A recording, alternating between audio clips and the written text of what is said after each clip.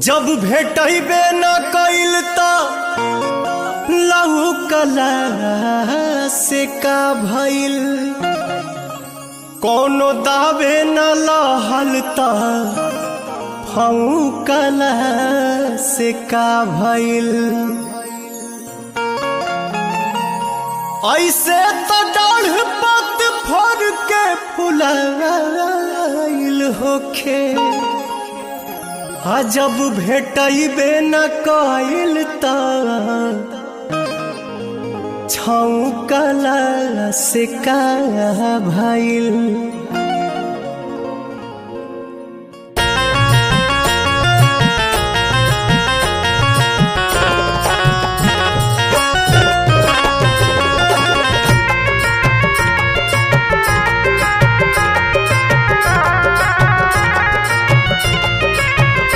बड़ी मन करता रानी करे के भेंट, अइहा कॉलेज सवेर तोहर करब हम वेट।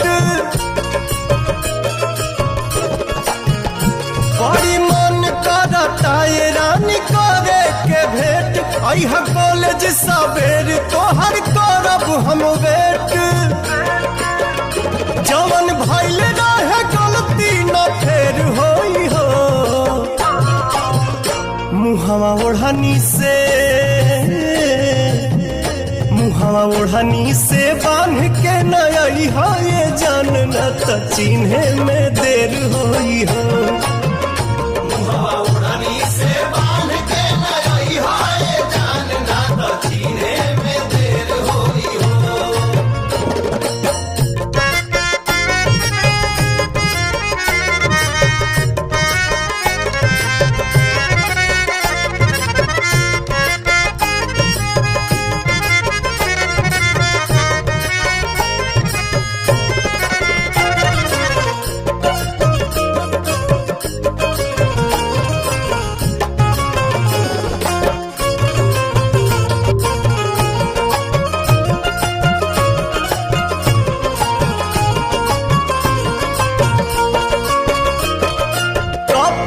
तू पेनी हा चटक पियर रंग के, हथवा में ले ली हा मोबाइल सैमसंग के।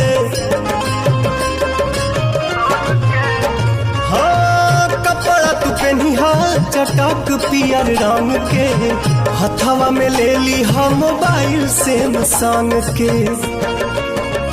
कॉल करी हा फिर बात ढेर होई हो, मुहवा ओढ़नी से